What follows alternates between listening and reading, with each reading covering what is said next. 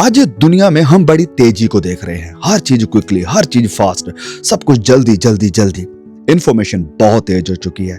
दुनिया की स्पीड बड़ी तेज हो चुकी है। गाड़ियों की स्पीड बड़ी तेज हो चुकी है। न्यूज की स्पीड बड़ी तेज हो चुकी है। और साथ ही साथ पाप की स्पीड भी बड़ी तेज हो चुकी है। लेकिन एक चीज जो धीरे धीरे ठंडी होती जा रही है, वो है लोगों के अंदर प्यार। वो है एक दूसरे के प्रति प्यार, मोहब्बत, एक दूसरे के ऊपर दया। प्रभु यीशु ने कहा कि आखिरी दिनों में लोगों का प्यार ठंडा हो जाएगा। प्रभु यीशु ने मत्ती 24 में सावधान किया था कि अंतिम दिनों में ऐसा होगा कि प्यार ठंडा हो जाएगा, प्रीत ठंडी हो जाएगी। सवाल यह है, क्या हम उन लोगों में से हैं जिनका प्यार ठंडा हो रहा है, या फिर हम उन लोगों में से हैं जो एंड तक टिके हुए हैं? आज हम मत्ती अध्याय 24 के वचन 12 से सीखेंगे और आगे तक बढ़ेंगे। खुदा में आप तमाम भाई बहनों को सलाम, जय मसीह की, praise the Lord, good morning. मत्ती रचित समाचार के एक और डिवोशन में मैं आपका स्वागत करता हूं। मत्ती अध्याय 24 एक भविष्यवाणियों से भरा हुआ चैप्टर है, जहां पर अंतिम समय के बारे में, उसके दूसरे आगमन के बारे में प्रभु यीशु बता रहे हैं। यहाँ प्रभु यीशु अपने चेलों को बताते हैं। किनको? अपने चेलों को। अपने दूसरे आगमन के बारे में, कलेशों के बारे में, गुमराही के बारे में, लड़ाइयाँ और लड़ाइयों की आवाज़ों के बारे में, अकाल पड़ने के बारे में, भूकंप आने के बारे में, और सबसे बड़े चिन्ह प्यार के ठंडे हो जाने के बारे में, कि प्यार ठंडा हो जाएगा। प्रभु यीशु कहते हैं, क्योंकि अधर्म बढ़ेगा, अधर्म के बढ़ने से बहुतों का प्यार ठंडा हो जाएगा, बहुतों का प्रेम ठंडा हो जाएगा। जब पाप बढ़ता है, जब पाप खुलेआम हो जाता है, जब पाप को लोग ओपन इकरार दे देते हैं, अंगीकार करते हैं, इसको इनवाइट करते हैं, जब लोग पाप पर शर्मिंदा होना छोड़ देते हैं, जब पाप लोगों को पाप ही नहीं लगता है, तो सबसे पहले जो मर जाता है वो है लोगों के अंदर प्यार। प्यार परमेश्वर के प्रति ठंडा हो जाता है, प्यार पवित्रताई को लेकर ठंडा पड़ जाता है, प्यार दूसरे लोगों को लेकर ठंडा पड़ जाता है, प्यार अपने विश्वासी भाई बहनों के प्रति भी ठंडा हो जाता है। प्रभु यीशु ने कहा था कि पूरी व्यवस्था सिर्फ 2 बातों पर टिकी हुई है। पूरी व्यवस्था, सारी व्यवस्था। परमेश्वर से अपने पूरे दिल से प्यार कर, सबसे पहले परमेश्वर से प्यार कर, और फिर अपने पड़ोसी से अपने समान प्यार कर, अपने पड़ोसी से अपने समान प्यार कर। लेकिन जब पाप बढ़ने लगता है, जब बुराई जन्म लेना शुरू हो जाती है, तो ये दोनों चीजें गिरने लग जाती हैं। ना तो प्यार परमेश्वर के साथ रहता है और ना ही प्यार उसके लोगों के साथ रहता है।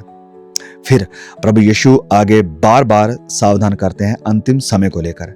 आप इस बात को नोटिस करें जरा। प्रभु यीशु ने 4 बार मत्ती अध्याय 24 में लोगों को झूठे लोगों के बारे में, झूठे मसीहों के बारे में, झूठी शिक्षाओं के बारे में, झूठी भविष्यवक्ताओं के बारे में सावधान किया। मत्ती अध्याय 24 के वचन 4 में, वचन 5 में, वचन 11 में और वचन 24 में। मतलब ये जो चीज है, ये नॉर्मल खतरा नहीं है। बाकी जितनी भी चीजें, लड़ाइयां होंगी, चाहे भूकंप हो गए, चाहे अकाल पड़ेंगे, ये सब चीजों को प्रभु यीशु ने एक एक बार ही बोला और छोड़ दिया। लेकिन इस चीज को प्रभु यीशु ने 4 बार रिपीट किया इस चैप्टर में, गुमराही को, भ्रम को या डिसेप्शन को। मतलब फिर से मैं कह रहा हूं, ये कोई नॉर्मल खतरा नहीं है, ये अंतिम दिनों का सबसे बड़ा जाल है। अंतिम दिनों की कलीसिया को अगर सबसे बड़ा खतरा किसी चीज से है, तो वो स्ताव से नहीं, वो कलेशों से नहीं, वो लड़ाइयां और लड़ाइयों की आवाज़ों से नहीं, वो भूकंपों से नहीं, या वो अकालों से नहीं। सबसे बड़ा खतरा है गुमराही का खतरा।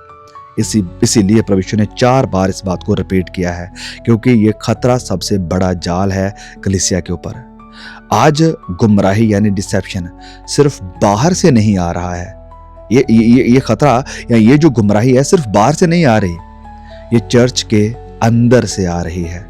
सच्चाई के बिना अनुग्रह दिया जा रहा है, क्रूस के बिना क्रॉन का वायदा किया जा रहा है, पश्चाताप के बिना लोगों को उद्धार का एश्योरेंस यानी तसल्ली दी जा रही है।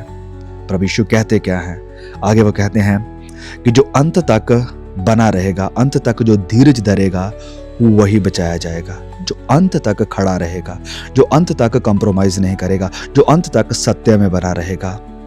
तो यहां पर प्रभु यीशु कहना क्या चाह रहे हैं कि जो प्यार में अंत तक टिका रहेगा, जो पाप के बीच में भी प्यार को जिंदा रखेगा, परमेश्वर के प्रति भूख को जिंदा रखेगा, जो जब लोग आपको धोखा देंगे, जब लोग आपसे नफरत करेंगे, जब लोग आपको सताव देंगे, जब कलीसिया आपको सताया जाएगा, आपके ऊपर क्लेश आ जाएंगे, इसके बीच में भी जो वफादार बना रहेगा, प्रभु यीशु कहते हैं वही बचाया जाएगा, जो अंत तक बना रहेगा।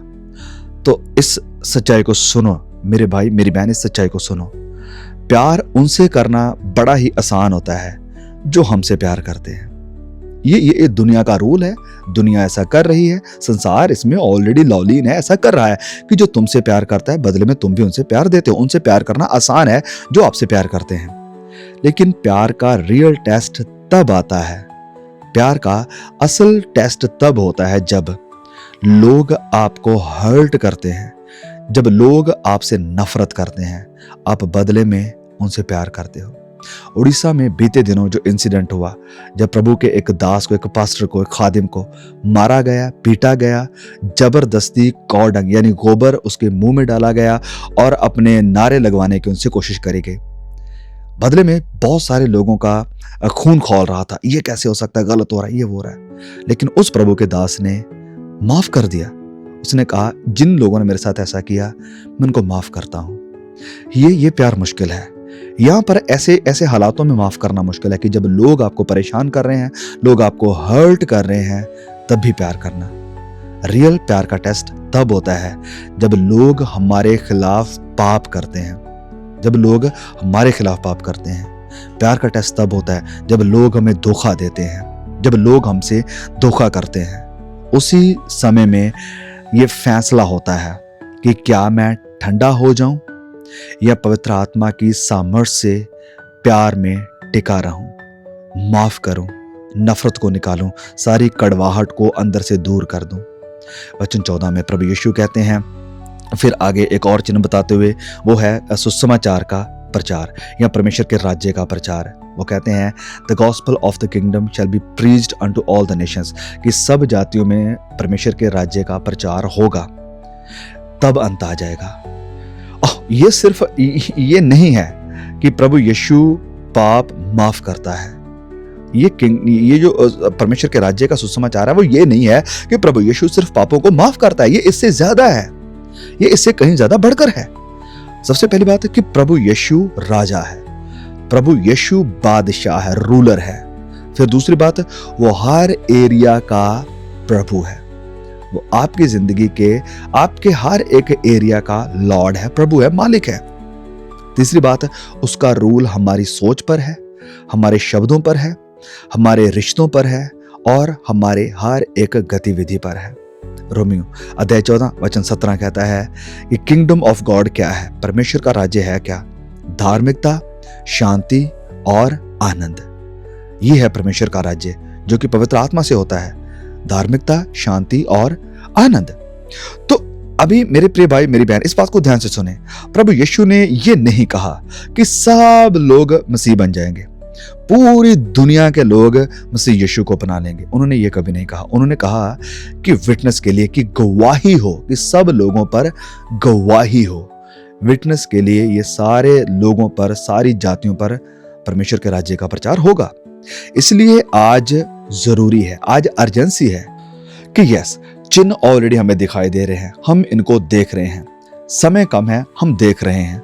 हर विश्वासी को बुलाया गया है कि दुनिया के कोने कोने तक आप मेरे गवाह बनो, आप मेरे गवाह बनो। प्रभु यीशु बुलाते हैं, इसलिए प्रभु यीशु कहते हैं फिर कि हमेशा तैयार रहो, हमेशा रेडी रहो। दिल में अनरिजॉल्व्ड पाप को कभी ना रखो। कोई पाप आपके हृदय में ना रहे जिसको आपने अभी तक सॉल्व नहीं किया। किसी के साथ किसी भी तरह की कड़वाहट को ना रखो, निकाल दो। किसी ने कुछ गलत किया है, ओके ठीक है, माफ करो, कड़वाहट को निकालो, बिल्कुल निकालो। हाँ, आपने उसको मिलना है, नहीं मिलना है, आप जानते हैं वो इंसान ऐसा है, मिलने के लायक है तो ठीक है, बिल्कुल। अगर नहीं, आपको लगता है कि नहीं मिलने के लायक नहीं है, अगर फिर से वो गलत करेगा, गड़बड़ करेगा, तो उसको दूर रखो। लेकिन उसके प्रति कोई नफरत नहीं रखनी, कोई कड़वाहट नहीं रखनी, संसार की चीजों से अटैचमेंट नहीं रखनी। संसार की चीजों को जरूरी है, हाँ, हमने इस्तेमाल करना है, जरूरत है हमारी, लेकिन उनके साथ अटैचमेंट नहीं है। ऐसा ना हो कि जाने से पहले कुछ ठीक करना पड़े, जब टाइम आए तब आप कहें कि ओ ये तो रह गया, ये होना बाकी था। लाइफ ऐसी हो कि अगर आज वो बुलाए अगर आज वो बुलाए, आप कहें मैं तैयार हूं प्रभु, मैं तैयार हूं प्रभु। आखिरी दिनों में सबसे बड़ा सवाल ये नहीं है कि कौन कौन लोग भविष्यवाणी की हर एक छोटी छोटी डिटेल को समझते हैं, कौन कौन चिन्हों को आइडेंटिफाई कर सकते हैं, कौन से लोग हैं जो हर एक कोड को डिकोड कर सकते हैं। सवाल असल में यह है, कौन प्यार में एंड तक टिका रहेगा। फिर से सुने कि कौन प्यार में एंड तक टिका रहेगा। दूसरा सवाल है कि कौन इस डिसेप्शन यानी गुमराही के बीच में भी सच्चाई पर खड़ा रहेगा, सच्चाई का प्रचार करेगा, सच्चाई के पीछे चलेगा।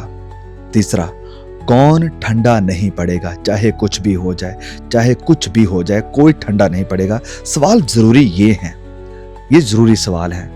प्रभु यीशु का वायदा है कि जो एंड तक धीरज धरेगा, जो अंत तक धीरज धरेगा, वो बचाया जाएगा, वो बचाया जाएगा। परमेश्वर हम पर अपना अनुग्रह करे, हम पर दया करे कि हम अंत तक धीरज धरते रहें, हम प्यार में बने रहें, हम सच्चाई में खड़े रहें, हम कभी प्यार में ठंडे ना हो। प्लीज इस मैसेज को शेयर करें और भाई बहनों तक पहुंचाएं। मैं आपसे दोबारा फिर मिलूंगा, तब तक के लिए प्रभु मुझे, आपको, हम सबको संभाल कर रखें। आमीन।